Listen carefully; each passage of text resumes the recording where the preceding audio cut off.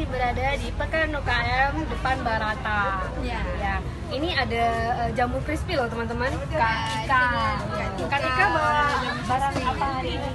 Ada jamur crispy, jamur mentah. Saya jamur tiram. Ini udah mau habis ya? Mau habis Tinggal 3 bungkus lagi. Satu ini berapa Kak? ini 15.000. Karena kenapa 15.000? Kita udah tanpa minyak. Kita udah pakai alatnya, ada pengeringan. Jadi udah bisa tahan lama, bisa buat kemana-mana. Oh gitu. Itu beda dengan yang kita beli langsung biasanya di Beda. tempat kita ya. Ini biasanya langsung digoreng. Ini biasanya teman-teman ada di Ulele ya, Ulele kalau orang Aceh bilangnya. Dan ini biasanya tuh digoreng makanan gorengan kita sore-sore ya.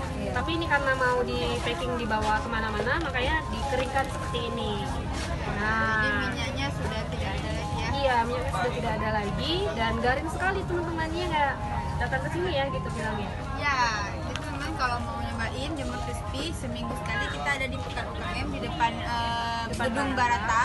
Tapi setiap harinya kita ada di Ulele ya. Nah, itu setiap sore. Ya. Setiap sore.